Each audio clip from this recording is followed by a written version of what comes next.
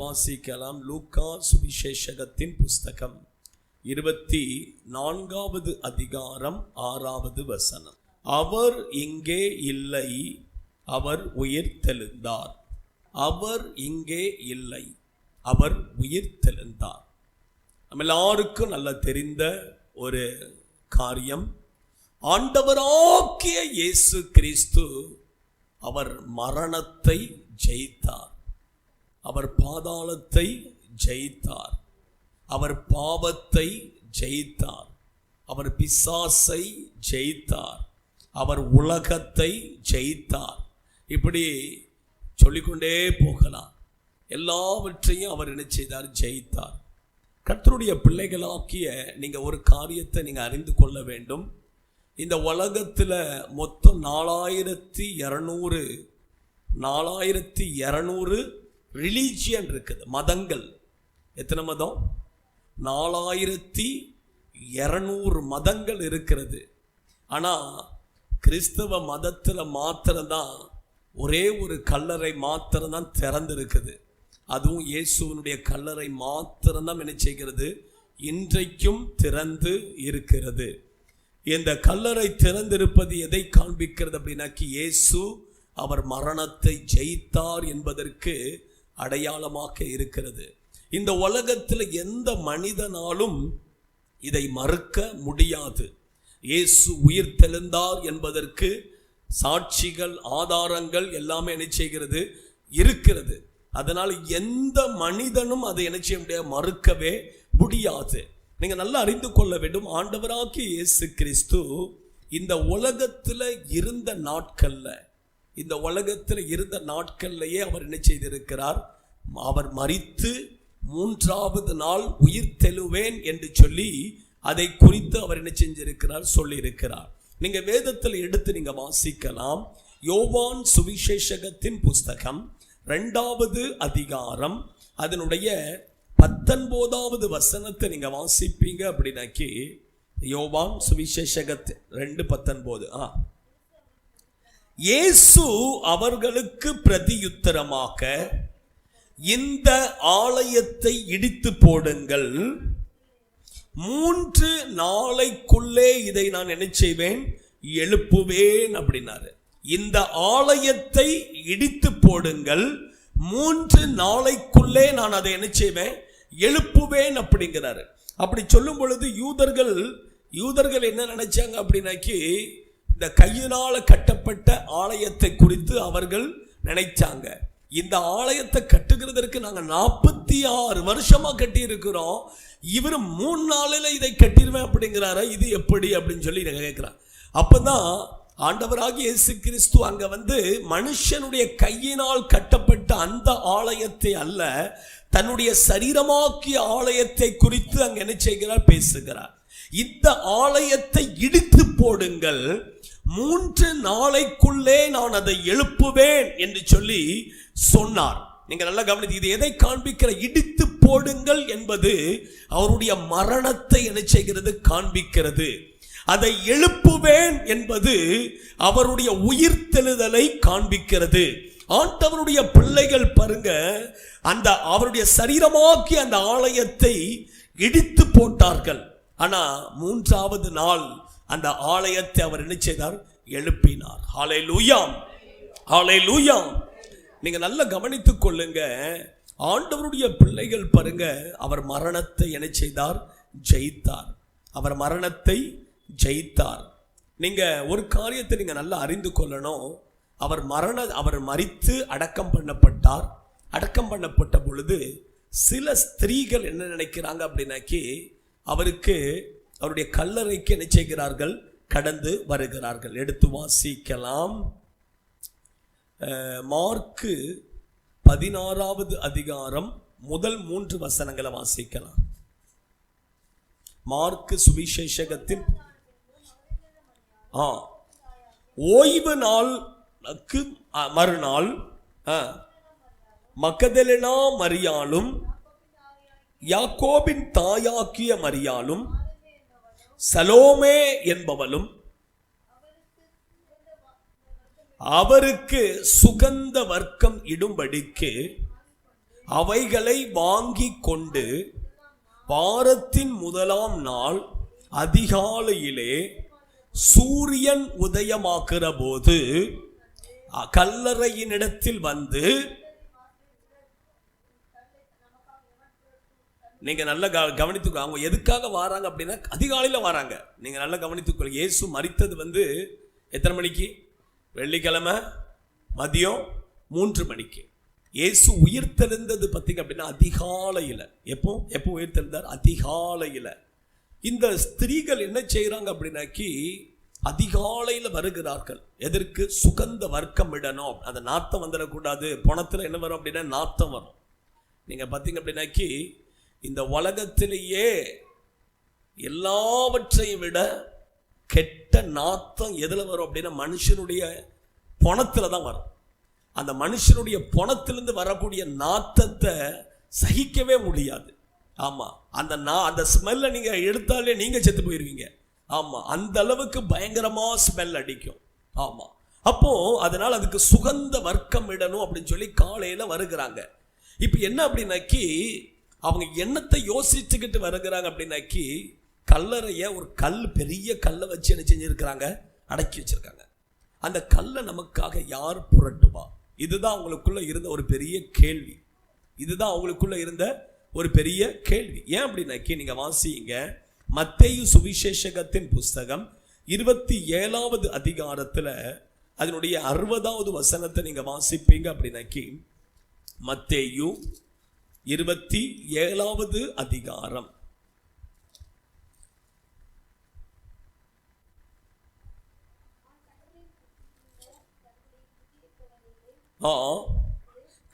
தான் கண்மலையில் வெட்டி இருந்த புதிய கல்லறையிலே அதை வைத்து,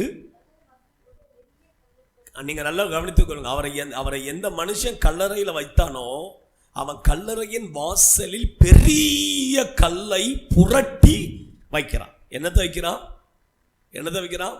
சின்ன கல் இல்ல, பெரிய கல்லை புரட்டி வைக்கிறான். நீங்க இன்னும் வாசிப்பீங்க அப்படின்னா 66வது வசனத்தை வாசிங்க. இந்த பிரதான ஆசாரியர்கள் இவங்கெல்லாம் என்ன செய்யறாங்க அப்படின்னாக்கி அவர்கள் போய் கல்லுக்கு, ஆமா, அவன் பெரிய கல்லை மட்டும்தான் வச்சுட்டு போனான். இவன் வந்து என்ன செஞ்சிட்டான்? இவர் பணத்தை யாரும் எடுத்துட்டு போய் இவர் உயிரோட எழுந்துட்டார் அப்படின்னு சொல்லிடக்கூடாது பார்த்தீங்களா? அதனால அந்த கல்லுக்கு கிடைச்ச முத்திரை போடுகிறான். நீங்க பூட்டுக்கெல்லாம் பார்த்தீங்க அப்படின்னா முத்திரை போடுவான். அதே மாதிரி கல்லுக்கு கிடைச்ச ஒரு பெரிய முத்திரையை போட்டுட்டான். இனி யாரும் என்ன செய்ய திறக்கவே, அதோட நிறுத்தி விடல, முத்திரை போட்டது மட்டுமல்ல, வாசிங்க, கல்லறையை பத்திரப்படுத்தும்படியாக காவலுக்கு ஆட்களை என்ன செய்கிறான்? வைக்கிறான். இது எல்லாம் பாருங்க, இது எல்லாம் என்ன செய்கிறது? வச்சிருக்கிறான். இவ்வளோ பத்திரப்படுத்தி அவர் வெளியே வந்துடவே கூடாது, அவர் என்ன செஞ்சிடக்கூடாது, வெளியே வந்துடக்கூடாது அப்படிங்கிறதுக்காக இதெல்லாம் பண்ணி வச்சிருக்கிறாங்க. ஆனாலும் இப்போ அந்த ஸ்திரீகள் வருகிறாங்க. வாரவங்க மனதில் அவங்களுக்கு ஒரே ஒரு பிரச்சனை, அவங்க வந்து சுகந்த வர்க்கம் இடும்படியாக கடந்து வருகிறார்கள். அவர்களுக்கு இருந்த பிரச்சனை என்ன அப்படின்னா கல்லை யாரு என்ன செய்வா? தள்ளிப்படுவா. இதுதான் அவங்களுக்கு பிரச்சனை. ஆனா அவங்க வருகிறதற்கு முன்பாகவே அந்த கல்லு என்ன செய்தது? புரட்டி போடப்பட்டது. ஹல்லேலூயா, ஹல்லேலூயா. நான் ஒரு காரியத்தை உங்களுக்கு சொல்லுகிறேன். நீங்க தேவ சமூகத்துல வரும் பொழுது பல பிரச்சனைகளை குறித்து நீங்க என்ன செய்யலாம்? சிந்தித்துக் கொண்டே வரலாம். எனக்கு இப்படி பிரச்சனை இருக்குது, இதுக்கு நான் என்ன செய்வேன்? அப்படி பிரச்சனை இருக்குது, இதுக்கு நான் என்ன செய்வேன்? இந்த பிரச்சனை இருக்குது, இதுக்கு நான் என்ன செய்வேன் அப்படின்னு சொல்லி நம்ம சிந்தித்துக் கொண்டு நம்ம என்ன செய்வோம்? தேவ சமூகத்தில் வருவோம். ஆனா உண்மை என்ன தெரியுமா? நீங்க இங்க வருகிறதற்கு முன்பாகவே உங்களுடைய பிரச்சனைகளுக்கு வேண்டிய தீர்வை தேவன் நினைச்சவர் செய்து முடித்திருப்பார். எத்தனை பேர் விசுவாசிக்கிறீங்க? ஹல்லேலூயா. இன்றைக்கு நீங்க தேவ சமூகத்தில் வரும் பொழுது பலவிதமான பிரச்சனைகளை குறித்து நீங்க யோசித்து கொண்டே வந்திருக்கலாம். இதுக்கு என்ன செய்வேன்? இந்த பிரச்சனையில எப்படி வெளியே வருகிறது? இந்த பிரச்சனைக்கு என்ன பண்ணும் அப்படின்னு. ஆனா நான் சொல்றது, நீங்க வரதுக்கு முன்னாலே ஆண்டவர் உங்க பிரச்சனைக்கு எல்லாம் என்ன செஞ்சிட்டாரு? ஒரு முடிவை உண்டாக்கிட்டார். அதுக்கு ஒரு தீர்வு என்ன செஞ்சிட்டாரு? அவர் செய்து முடிச்சிட்டாரு. எத்தனை பேர் விசுவாசிக்கிறீங்க? ஹல்லேலூயா. அவங்க வந்து பார்த்த பொழுது அவங்களுக்கு ஒரு பெரிய அதிர்ச்சி. கல்லு என்ன செஞ்சிருக்கு? புரட்டப்பட்டு கிடக்கிறது. ஹல்லேலூயா. ஆண்டவருடைய பிள்ளைகள், அப்பதான் தூதன் வந்து சொல்லுகிறார், அவர் என்ன செஞ்சிட்டார்? மரணத்தை ஜெயிச்சிட்டார், அவர் உயிர் தெழுந்தார் அப்படின்னு சொல்லுகிறார். ஆண்டவருடைய பிள்ளைகள், தேவனுடைய பிள்ளைகளாக்கிய நீங்களும் நானும், வேதம் சொல்லுகிறது, அந்த உயிர் தெழுந்த இயேசுவினுடைய சாயலில் நாம் இணைக்கப்பட வேண்டும். அவருடைய சாயல்ல நாம் இணைச்சணும், மரணத்தின் சாயலில் நாம் இணைக்கப்படணும், அவருடைய உயிர் தெழுந்த சாயலில் நாம் இணைக்கப்படணும். நான் சொல்லுகிற பிரசங்கம் வந்து கொஞ்சம் உங்களுக்கு ஹார்டா இருக்கலாம், ஆனால் நீங்கள் அதை கவனமாக கேட்பீங்க அப்படின்னா அது உங்களுக்கு பெரிய ஆசீர்வாதமாக இருக்கும். உயிர் தெழுந்த பிற்பாடு இயேசு எப்படி காணப்பட்டார், எப்படி எல்லாம் தரிசனம் கொடுத்தார், அதை தான் நான் இன்றைக்கு உங்களோடு கூட நினைச்சே போகிறேன், பேச போகிறேன். ஏன்னா ஒரே ஒரு வசனத்தை வாசிங்க, அப்போ தான் உங்களுக்கு புரியும். ரோமருக்கு எழுதின நிருபம் 6வது அதிகாரம் 5வது வசனம்.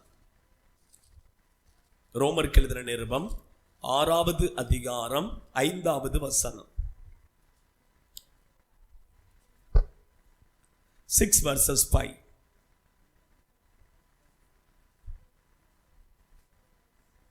படிங்க. ரோமர் 6:5 நான் வாசிக்கிறேன். ஆதலால் அவருடைய மரணத்தின் சாயலில் நாம் இணைக்கப்பட்டவர்களானால் அவர் உயிர்த்தெழுதலின் சாயலிலும் இணைக்கப்பட்டிருப்போம். எதில் இணைக்கப்பட்டிருப்போம்?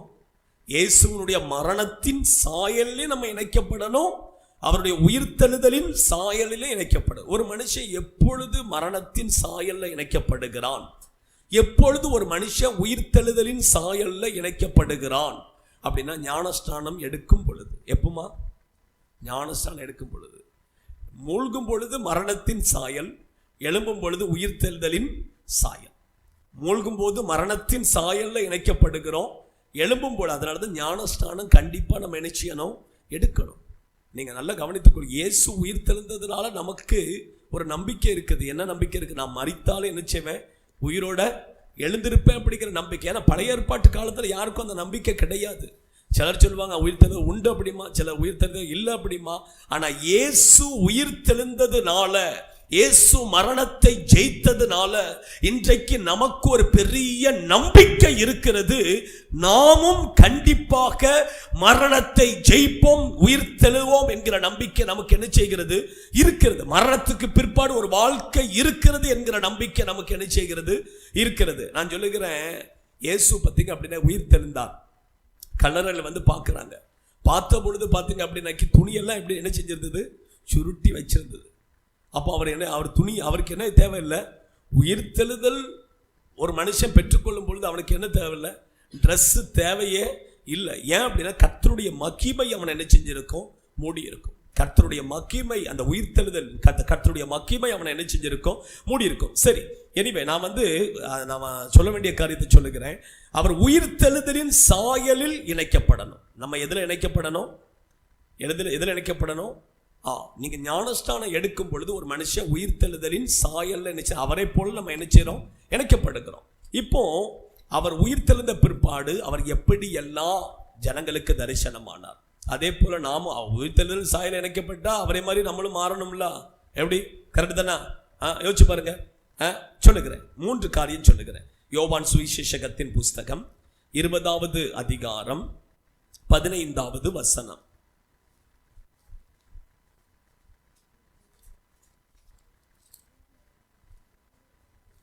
ஆண்டவராகிய இயேசு கிறிஸ்து மரித்து உயிர் தெழுந்த போது அவர் 40 நாட்கள் இந்த பூமியில் தான் என்ன செய்தார்? இருந்தார். 40 நாட்கள் அவர் பலருக்கு என்ன செய்தார்? தரிசனம் கொடுத்தார். நான் உயிரோடு இருக்கிறேன் என்பதை அவர் என்ன செய்தார்? காண்பித்தார். அப்படி காண்பித்த பொழுதுதான் ஒரு 3 காரியங்கள் நான் சொல்லுகிறேன். எப்படி அவர் தம்மை வெளிப்படுத்தினார் என்று சொல்லி ஒரு 3 காரியம். இயேசு அவளை பார்த்து, ஸ்திரீயே ஏன் அழுகிறாய், யாரை தேடுகிறாய்? மகதலேனா மரியாள் தான் இயேசுவை முதல்ல பார்த்தது. உயிர் தெழுந்த இயேசுவை முதல்ல பார்த்தது யாரு? மகதலேனா மரியாள். அவ கல்லறை கிட்ட வந்தா, கல்லறை பார்த்தா அங்க யாரும் இல்லை, இயேசு இல்லை. அப்பதான் அவ அழுது கொண்டு, யாரோ அவன் நினைச்சிட்டா என்ன அப்படின்னா இயேசுடைய பணத்தை யாரோ தூக்கிட்டு போயிட்டாங்க அப்படின்னு நினைச்சு அப்படியே திரும்பி பார்த்து அழுதுகிட்டே இருக்கிறா. அப்பதான் அங்க யார் நிக்கிறா? இயேசு நிக்கிறாரு. ஆனா அவர் இயேசு அப்படிங்கறத அவளால் என்ன கண்டுபிடிக்க முடியல. அவ அழுதுகிட்டே இருக்கிறா. அப்பதான் இயேசு கேட்கிறார், ஸ்திரீயே ஏன் அழுகிறாய், ஏன் அழுகிறாய் அப்படின்னு சொல்லி கேட்டு, சொல்லு, அடுத்த படிங்க. யாரை தேடுகிறாய் என்றார்.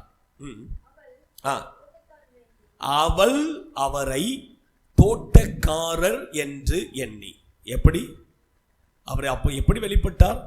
ஒரு தோட்டக்காரனை போல வெளிப்பட்டார். ஹல்லேலூயா, ஹல்லேலூயா, ஹல்லேலூயா.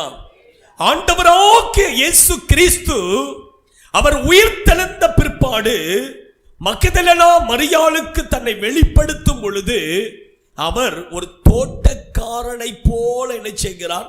காண்பிக்கிறார். நீங்க நல்லா கவனித்துக் கொள்ளுங்க. அதுக்கப்புறம் தான் உண்மையான சம்பவமே நடக்கிறது.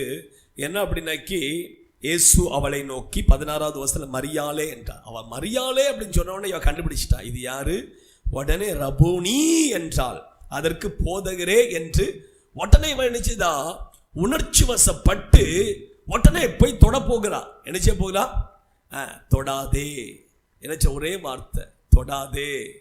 தேவனுடைய பிள்ளைகள் நிறைய பேர் நம்மளே என்ன செய்வாங்க? தொடதுக்கு வருவாங்க. ஒரே வார்த்தை தான், தொடாதே, தொடாதே. எப்படி? கரெக்டு தானா? தொடாதே. என்ன சொல்லணும்?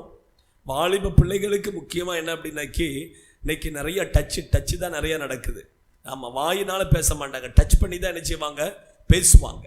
ஒரே வார்த்தை தான். நம்ம தேவனுடைய பிள்ளைகள் யாரும் தொடுகிறதற்கு, தொட்டு பேசுகிறதற்கு நம்ம என்ன செய்யக்கூடாது? இடம் கொடுக்கவே கூடாது. ஒரே வார்த்தை, தொடாதே, தொடாதே. எப்படி? இன்னொரு வசனம், இம்மட்டுமாய் நில் அப்படின்ட்டு, அதோட நில்லு. அதுக்கு முன்னாடி வரக்கூடாது, தொடக்கூடாது. எப்படி?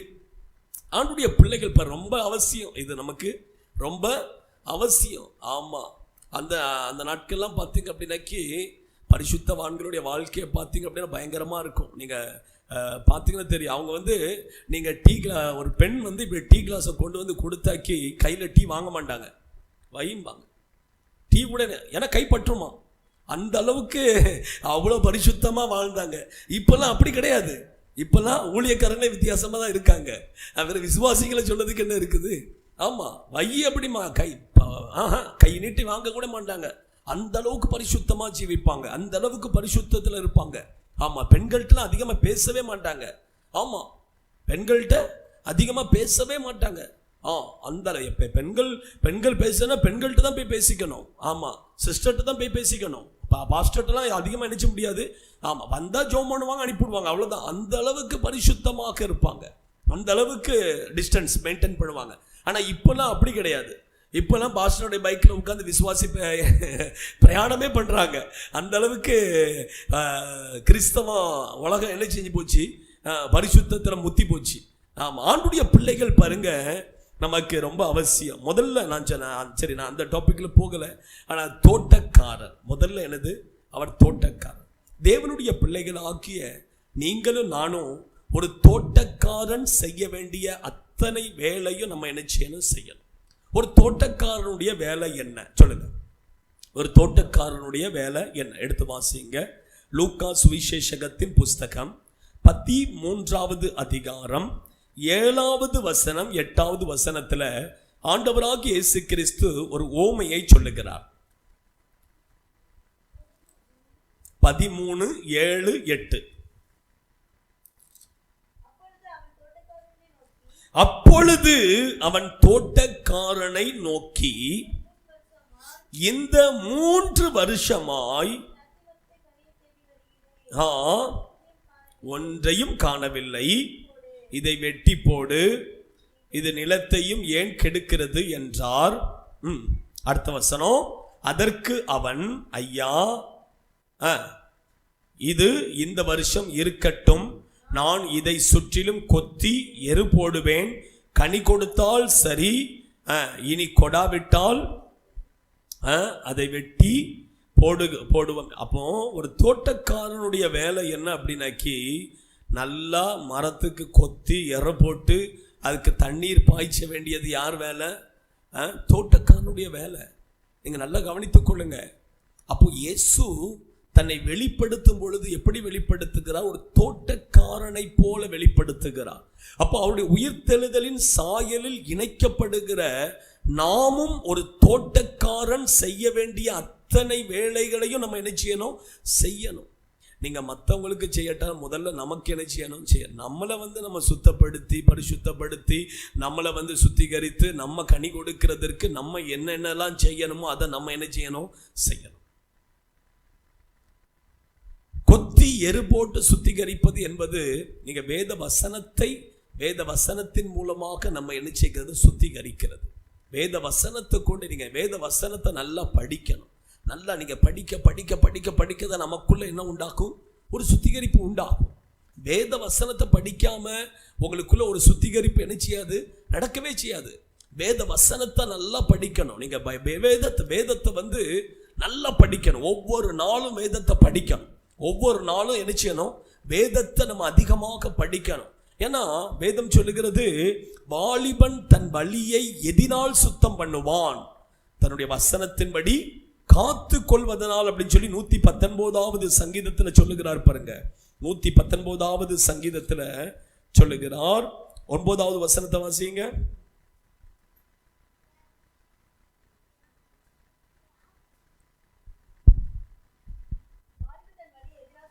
வாலிபன் தன் வழியை எதினால் சுத்தம் பண்ணுவான்? உமது வசனத்தின்படி தன்னை காத்து கொள்வதினாலே. அப்ப நம்ம எப்படி நம்மளை சுத்தம் பண்ண முடியும் அப்படின்னாக்கி வசனத்தினால. அதனாலதான் வசனத்தை நீங்க நல்லா படிக்கணும். அப்பதான் உங்களை நீங்க என்ன செய்ய முடியும்? நல்லா சுத்தம் பண்ண முடியும்.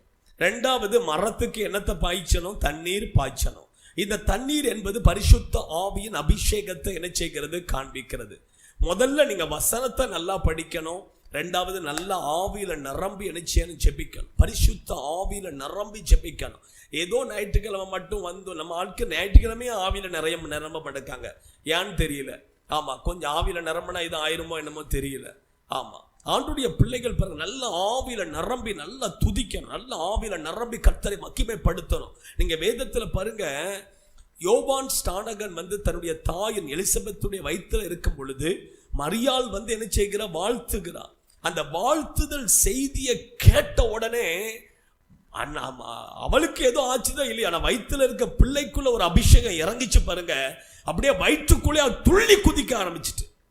ஆண்டுடைய பிள்ளைகள் பாருங்க, அந்த அபிஷேகம் நமக்குள்ள இறங்கும் பொழுது நிக்க முடியாது. அதுதான் அபிஷேகம். அதுதான் அபிஷேகம். ஒவ்வொரு நாளும் நம்ம ஆவியில நிரம்பி நல்லா துள்ளி குதித்து நல்லா என்ன செய்யணும்? ஜெபிக்கணும். ஆராதனைக்கு வந்துட்டாலே அபிஷேகத்துல நிரம்பி துள்ளி குதிக்கணும்.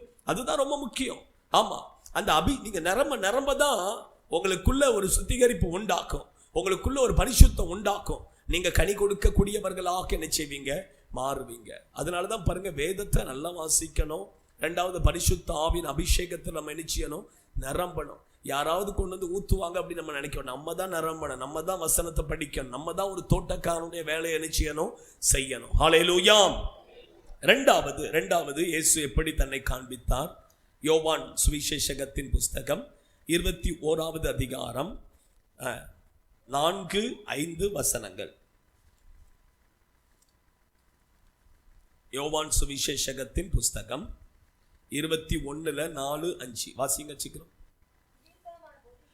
விடியற் காலமான போது இயேசு கரையிலே நின்றார். அவரை இயேசு என்று சீசர்கள் அறியாதிருந்தார்கள்.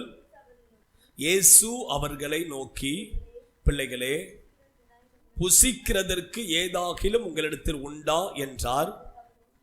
ஆ ஆ ஆ ஆ ஆ ஆ நீங்க நல்லா கவனித்து. ரெண்டாவது, இயேசு அவர்களுக்கு தம்மை வெளிப்படுத்தும் பொழுது எப்படி நான் சொல்லுதுக்கு ஒரு மீன் பிடிக்கிறவராக அவர் என்ன செய்தார்? தன்னை காண்பித்தார். எப்படி நீங்க நல்லா கவனித்துக்கொள்ள, நான் அதுக்குரிய விளக்கத்தை கொடுக்கிறேன். மீன் பிடிக்கிறவராக தன்னை காண்பித்தார். இப்போ சீஷர்கள் எல்லாம் இயேசு மரித்தார், உயிர் திறந்தார், எல்லாம் நடந்துட்டு. ஆனா சீஷர்கள் என்ன செஞ்சிட்டாங்க? பின்மாற்றத்துல போயிட்டாங்க. எல்லாரும் தங்கள் வேலைக்கு திரும்ப என்ன செஞ்சிட்டாங்க? போயிட்டாங்க. இப்போ சீஷர்கள் மீன் பிடிக்கிற தொழில் செய்கிறவர்களாக காணப்பட்டார்கள் சிலர் அதுல. அப்போ அவங்க மீன் பிடிக்க போயிட்டாங்க. போயிட்டு ராத்திரி முழுவதும் பிடிச்சிட்டு வாராங்க. நான் என்ன அகப்படலை, ஒரு மீனும் அகப்படலை. கடைசியில் கடல் கரைக்கு வந்திருக்கிறாங்க. அங்க யாரு நிக்கிறா? இயேசு நிற்கிறாரு. அவங்க வந்து இது இயேசு அப்படிங்கிறத கண்டுபிடிக்கல. இயேசு அப்படிங்கிறத அவங்க என்ன செய்யல, கண்டுபிடிக்கல.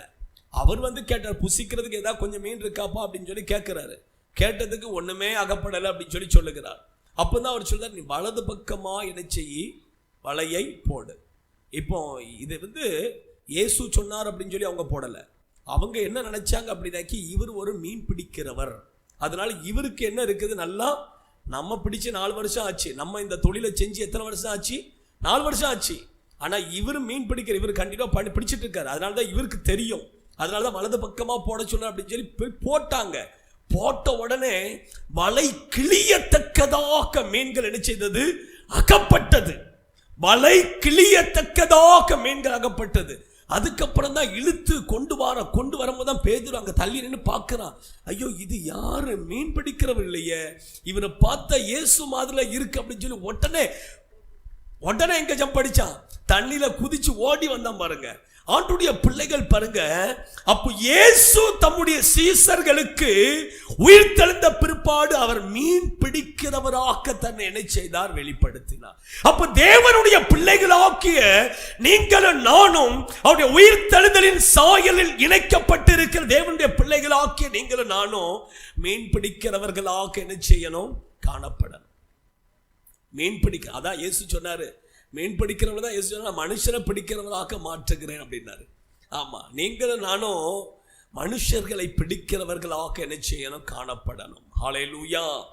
இயேசு எப்படி மனுஷரை பிடிக்கிறவராக, மீன் பிடிக்கிறவராக கடந்து வந்தாரோ, அதே போல தேவனுடைய பிள்ளைகளாகிய நீங்கள் நானும் மீன் பிடிக்கிறவர்களாக நம்ம என்ன செய்யணும், காணப்படணும். தேவனுடைய பிள்ளைகள் பாருங்க, அவருக்கு கரெக்டா தெரியுது எந்த பக்கம் வலைய போட்டா மீன் அம்மிடும் அப்படிங்கிறது கரெக்டா தெரியுது. நான் சொல்லுகிற ஊழியம் செய்கிறதற்கு ஒரே ஒரு காரியம், நீங்க உங்க புத்தியை யூஸ் பண்ணி எங்க வலைய போட்டாலும் ஒன்றும் அகப்படாது, ஒன்றும் ராத்திரி முழுசா பிரயாசப்பட்டாங்க, ஏதாவது கிடைச்சுதா பாருங்க.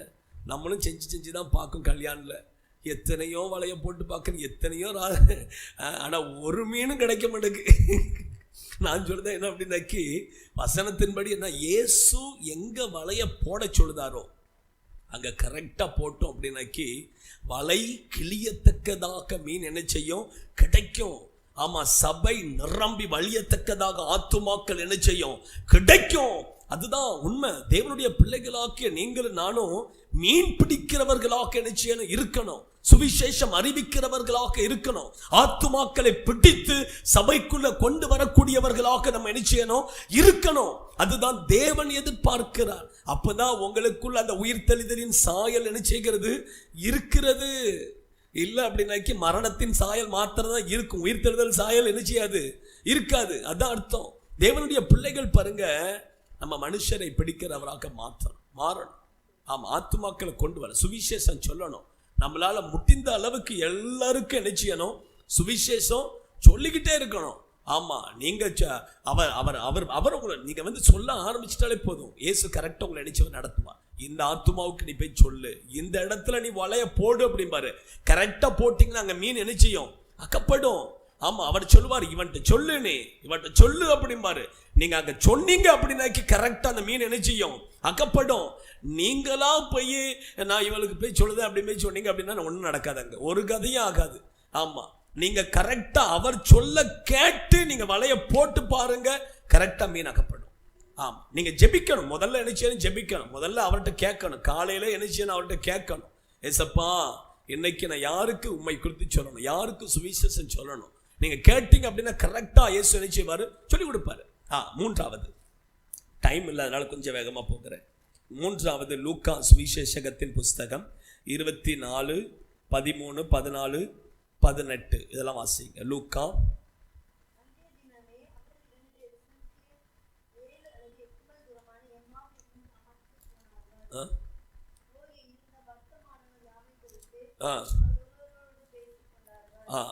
ரெண்டு பேர் பார்த்தீங்க அப்படின்னாக்கி எம்மாவூர் என்கிற கிராமத்துக்கு போகிறார்.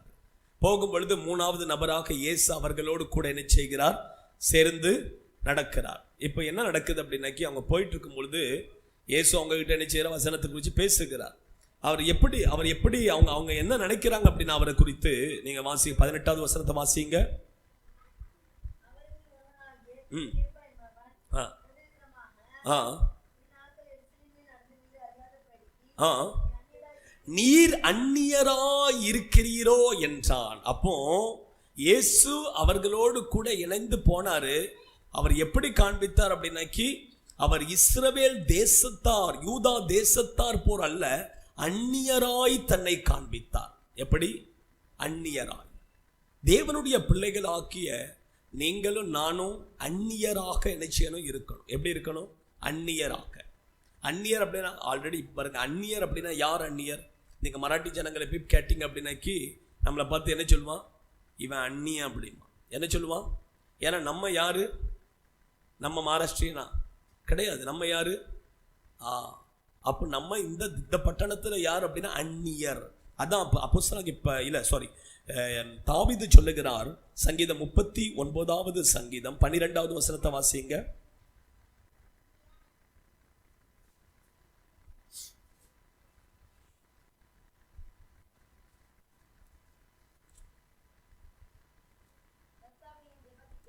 கர்த்தாவே என் ஜெபத்தை கேட்டு என் கூப்பிடுதலுக்கு செவிகொடும், என் கண்ணீருக்கு மௌனமாயிராதேயும். நானும் உமக்கு முன்பாக அந்நியரும் பரதேசியுமாக இருக்கிறேன். அதுல அந்த அந்நியர் அப்படிங்கிறதுக்கு ஒரு விளக்கத்தையும் கூட சேர்ந்து கொடுத்துட்டா பாருங்க. எப்படி இருக்கிறேன்? அந்நியரும் பரதேசி. எப்படி இருக்கிறாரா? அந்நியரும் பரதேசியுமா இருக்கிறேன். நீங்க நல்லா கவனித்துக் கொள்ளுங்க. இந்த பூமி நமக்கு சொந்தம் அல்ல. இந்த பூமி நமக்கு சொந்தம் அல்ல. நம்ம இந்த பூமியில யார் அப்படின்னா பரதேசி. யாரு? பரதேசி, அந்நியர். அந்நியராக ஜீவிக்கணும், பரதேசியாக ஜீவிக்கணும். அப்பதான் பரலோகம் நமக்கு என்ன செய்யும்? கிடைக்கும். அப்பதான் பரலோகம் நமக்கு கிடைக்கும். இந்த பூமி நமக்கு சொந்தமே கிடையாது. அதான் எபிரேயருக்கு எழுதின நிருபம் 11வது அதிகாரம் அதனுடைய 13வது வசனத்தை நீங்க வாசிப்பீங்க அப்படின்னாக்கி,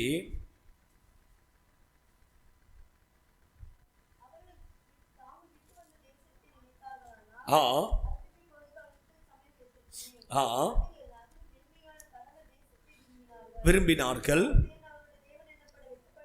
வெட்கப்படுகிறதில்லை, அவருக்கு ஒரு நகரத்தை ஆயத்தம் பண்ணினாரே.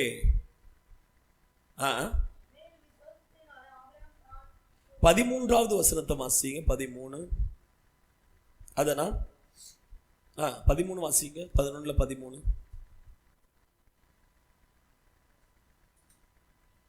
இவர்கள் எல்லாரும் வாக்குத்தத்தம் பண்ணப்பட்டவைகளை அடையாமல் தூரத்திலே அவைகளை கண்டு நம்பி அணைத்து கொண்டு பூமியில் தங்களை அந்நியரும் பரதேசிகளும் என்று அறிக்கையிட்டு விசுவாசத்தோடு மரித்தார்கள். பழைய ஏற்பாட்டு காலத்து பரிசுத்தவான்களே எப்படி ஜீவித்தாங்க அப்படின்னா அந்நியர், பரதேசி. இந்த பூமியில நாங்க எப்படி? அந்நியரும் பரதேசிகளுமாக. நீங்க யாரு? நான் யாரு? இந்த பூமியில அந்நியரும் பரதேசியுமாக ஜீவிக்கணும். அப்பதான் பரலோகம் நமக்கு சொந்தம். நம்ம இங்க தான் அப்படின்னு சொல்லி எல்லாத்தையும் இங்க சேர்த்து வச்சுட்டு இருந்தா பரலோகத்துல ஒண்ணுமே நமக்கு என்ன கிடைக்காது? கிடைக்காது. ஆமா, பரலோகத்துக்கு போகவே முடியாது. ஆமா, நேற்றைய தினத்திலே நான் அதை தான் சொன்னேன். நேற்று முந்தானத்தை சொன்னேன்னு நினைக்கிறேன். தேவனுடைய பிள்ளைகள் பாருங்க, இந்த பூமியில பரதேசி என்கிற சிந்தையை நீங்க மறந்துடக்கூடாது. நீங்க பாருங்க, அந்த யூபிக்காரங்களாம் பார்த்தீங்க அப்படின்னாக்கி இங்க இருந்து நல்லா சம்பாதிப்பான். மாடு மாதிரி விழுந்து ராத்திரி பகலா சம்பாதிப்பான். சம்பாதிச்சுங்க எதையாவது வாங்க வேணாம். பார்த்துருக்கீங்களா? ஒன்றும் வாங்க மாட்டான், ஒன்றும் வாங்க மாட்டான். வருஷத்துக்கு ஒரு மாதம் அப்படியே ஊருக்கு ட்ரிப் போயிடுவான். ஒரு மாதம் இங்கே சம்பாத்தியத்தை எல்லாம் அங்கே கொண்டு போயிடுவான். அவன் போகும்போது பார்த்தீங்க அப்படின்னா ஒரு பெரிய தங்க செயின் போட்டிருப்பான். தங்கம் கிடையாது, அது டூப்ளிகேட்டு.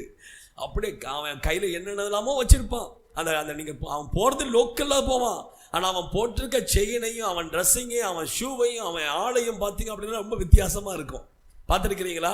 ஆமாம். அவன் என்ன அப்படின்னா இங்கே சம்பாதிச்ச பணத்தை எல்லாம் எங்கே கொண்டு போய் சேர்க்க போவான்? யூபியில் கொண்டு போய் சேர்க்க போயிடுவான். அங்கே போய் தான் வாங்குவான். ஏன்னா அதுதான் அவனுக்கு இடம். அதே மாதிரி தேவனுடைய பிள்ளைகள் பாருங்க, இது நமக்கு என்னது? பரதேசி. இங்கே நம்ம எல்லாத்தையும் சேர்த்துக்கிட்டே இருக்கக்கூடாது. எப்படி? அங்கே சேர்க்கணும். நம்ம சேர்க்க வேண்டிய இடம் எங்கே? அங்கே. எங்கே 60 இல்லைன்னா மிஞ்சி போனால் ஒரு 70, அவ்வளோதான் வருஷம். சேர்க்க வேண்டிய இடம் எங்கே? அங்கே.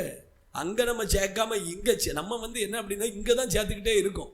நம்ம என்ன சேர்த்துட்டு இருக்கோம்? இங்கே தான் இந்த பூமியில நாம் அந்நியரும் பரதேசிகளுமாக என்ன செய்யணும்? ஜெபிக்கணும். ஆண்டவர் நமக்கு கொடுக்கிறார் அப்படின்னா எதுக்கு கொடுக்கிறாரு? சேர்த்து வைக்க கொடுக்கிறாரு. கர்த்தருக்காக அதை என்ன செய்யணும்? செலவு பண்ணணும். அதான் அப்போஸ்தலன் பவுல் சொல்றான், செலவு பண்ணவும் செலவு பண்ணப்படவும் ஆயத்தமாக இருக்கிறேன் அப்படிங்கிறார்.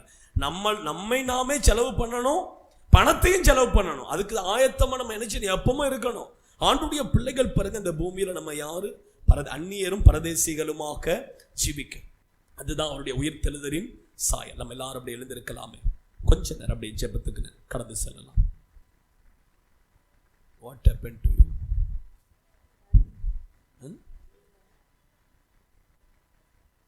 Hallelujah. Hallelujah. எல்லாரும் கண்களை மூடி இந்த உயிர்த்தெழுந்த நாளில் ஆண்டவர் நம்மோடு கூட பேசி இருக்கிறார்.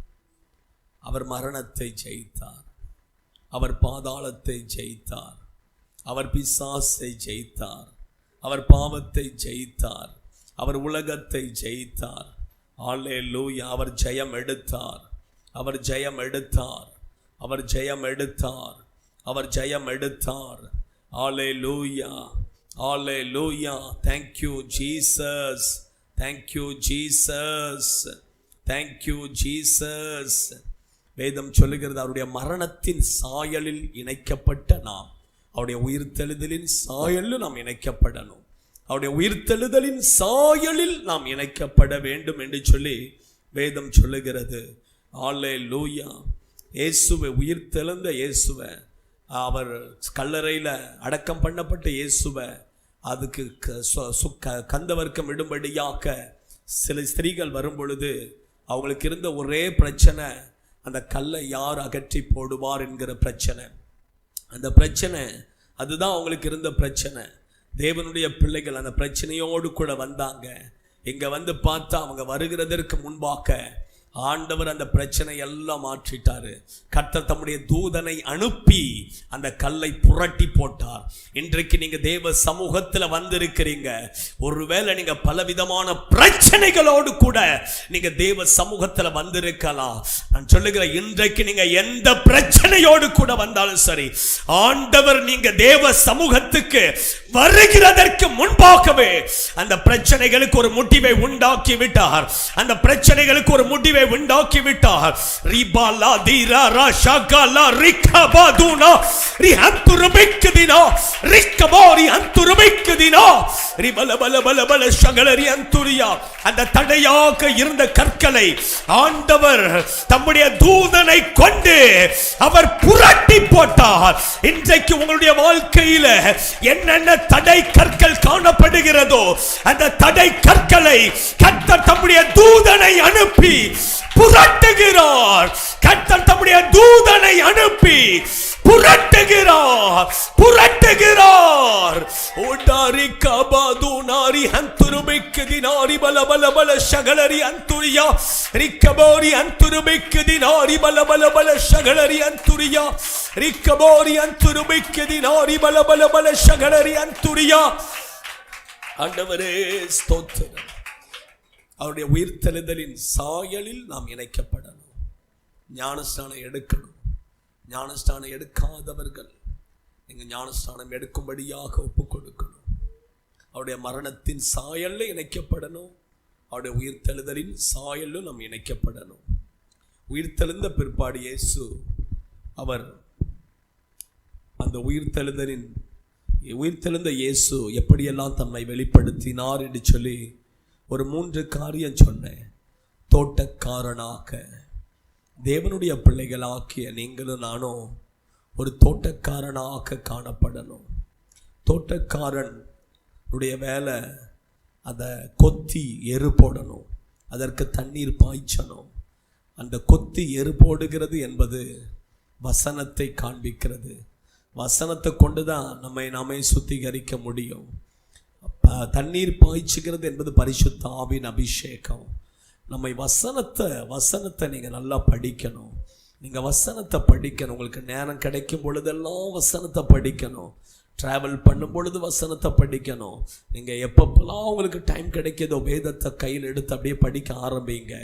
நீங்கள் படிக்க படிக்க உங்களுக்குள்ள ஒரு பெரிய சுத்திகரிப்பு உண்டாகும். படிக்க படிக்க நீங்கள் உங்களுக்குள்ள ஒரு பெரிய சுத்திகரிப்பு உண்டாகும். ரெண்டாவது, பரிசுத்த ஆவியின் அபிஷேகத்துக்கு முக்கியத்துவம் கொடுங்க. ஆவியில நிரம்புங்க, ஆவியில நிரம்புங்க. நல்ல அந்நிய பாஷையில துள்ளி குதித்து ஆவியில நிரம்பி ஜெபித்து பாருங்க. நான் சொல்லுகிறேன், நீங்க கனி கொடுக்கிறவர்களாக மாறுவீங்க. நீங்க கனி கொடுக்கிறவர்களாக மாறுவீங்க. அல்லேலூயா. இரண்டாவது, அவர் தம்மை மீன் பிடிக்கிறவராக காணப்பட்டார், மீன் பிடிக்கிறவராக வெளிப்படுத்தினார். அதனாலதான் அந்த அந்த சீஷர்கள் அவர்கள் அந்த அவருடைய வார்த்தையை கேட்டு உடனே வலது பக்கமாக வலைய வீசினாங்க. உடனே வலது பக்கமாக வலைய வீசின பொழுது மீன்கள் அகப்பட்டது. ஓ, சுவிசேஷம் அறிவிக்கணும், சுவிசேஷம் அறிவிக்கணும். இயேசு கிறிஸ்து உயிர் தெழுந்த செய்தியை கேட்ட பொழுது சீஷர்கள் ரொம்ப சந்தோஷப்பட்டாங்க. ஆனா இயேசு சொன்னார், அந்த சந்தோஷத்தோட நீங்க நிறுத்திவிடக் கூடாது. என் சகோதரர்களிடத்தில் நீங்க போங்க, அவர்களுக்கு போய் இந்த செய்தியை அறிவியுங்கள் அப்படின்னு சொல்லி சொன்னாரு. ஓ, உயிர் தெழுந்தார் இயேசு அப்படி சந்தோஷப்பட்டுட்டு போறதுக்கு அல்ல. ஓ, நாம் போய் மற்றவர்களுக்கு சொல்லணும், இயேசு உயிர் தெழுந்தார், அவர் மரணத்தை ஜெயித்தார், அவர் பாவத்தை ஜெயித்தார் என்கிற செய்தியை நம்ம மற்றவர்களுக்கு சொல்லணும். அந்த சுவிசேஷத்தை சொல்லணும். அந்த மீன் பிடிக்கக்கூடிய வேலையை நம்ம செய்யணும். அவர்கிட்ட கேளுங்க, அவர் கரெக்டா சொல்லுவாரு. எங்க வலைய வீசணும், எங்க மீன் அகப்படும் அப்படின்னு சொல்லி கரெக்டா சொல்லுவாரு. அவர்கிட்ட கேட்டு நீங்க செய்யும் பொழுது கண்டிப்பா சொல்லுகிற உங்களுக்கு மீன் அகப்படும், மீன் அகப்படும். மூன்றாவதாக சொன்னேன், அவர் அந்நியராய் தன்னை வெளிப்படுத்தினார். அந்நியர். இயேசுவே இந்த பூமியில அவர் தன்னை அந்நியராக வெளிப்படுத்தினார். அதற்கு அர்த்தம் என்ன அப்படின்னாக்கி, அவருடைய உயிர்த்தெழுதலின் சாயலில் இணைக்கப்பட்ட நீங்களும் நானும் அந்நியரும் பரதேசிகளுமாக ஜீவிக்கணும். அந்நியரும் பரதேசிகளுமாக ஜீவிக்கணும். இந்த பூமி உங்களுக்கு சொந்தம் அல்ல, இந்த பூமி நமக்கு சொந்தம் அல்ல. இங்க நம்ம சேர்த்து வைக்கவே கூடாது. நம்ம சேர்த்து வைக்க வேண்டிய இடம் பரலோகம். இங்க உண்ணவும் ஒடுக்கவும் போதும் என்கிற மனதையுடைய தேவ பக்தியே மிகுந்த ஆதாயம். எனக்கு திங்கிறதுக்கு உண்ணவும் ஒடுக்கவும் போதும், இது கிடைச்சாலே போதும், அப்படிதான் நினைக்கணும். ஓ, இருக்க நல்ல ஒரு வீடு தந்திருக்காரா, ஸ்தோத்திரம். அதுக்கு மேலே நம்ம ஆசைப்பட்டுறவே கூடாது. அவர் கொடுத்தா வாங்கிக்கங்க, அவர் கொடுத்தா எவ்வளவு கொடுத்தாலும் வாங்கிக்க, லட்சம் கோடி எவ்வளவு கொடுத்தாலும் வாங்கிக்கங்க. ஆனால் அதை கர்த்தருக்காக உபயோகப்படுத்துங்க, கர்த்தருக்காக உபயோகப்படுத்தணும். இந்த பூமியில் நம்ம பரதேசிகளாக ஜீவிக்கணும். அப்போதான் அந்த பரம தேசத்தை தேவன் நமக்கு தருவார். அப்போதான் அந்த பரம தேசத்தை நாம் சுதந்திரித்து கொள்ள முடியும். ஓ, ஆண்டுடைய சமூகத்தில் நம்ம ஒப்பு கொடுக்கலாமே. இந்த உயிர்த்தெழுந்த அவருடைய உயிர்த்தெழுதலின் சாயல் இணைக்கப்பட வேண்டிய நாம் அப்படியே ஒப்பு கொடுக்கலாமே. ஒரு தோட்டக்காரனாக ஒப்பு கொடுக்கலாமே, ஒரு மீன் பிடிக்கிறவனாக ஒப்பு கொடுக்கலாமே, ஒரு அந்நியராக பரதேசியாக நம்மை ஒப்பு கொடுக்கலாமே, ஒப்பு கொடுக்கலாமே, ஒப்பு கொடுக்கலாமே. ஆண்டவரே, உமக்கு ஸ்தோத்திரம், ஸ்தோத்திரம், ஸ்தோத்திரம், ஸ்தோத்திரம், ஸ்தோத்திரம், ஸ்தோத்திரம், ஸ்தோத்திரம், ஸ்தோத்திரம்.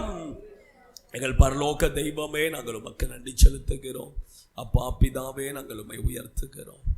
இந்த பூமியில ஆண்டவரே உம்முடைய சாயலில் இணைக்கப்பட்டிருக்கிற நாங்கள் ஆண்டவரே ஸ்தோத்திரம்.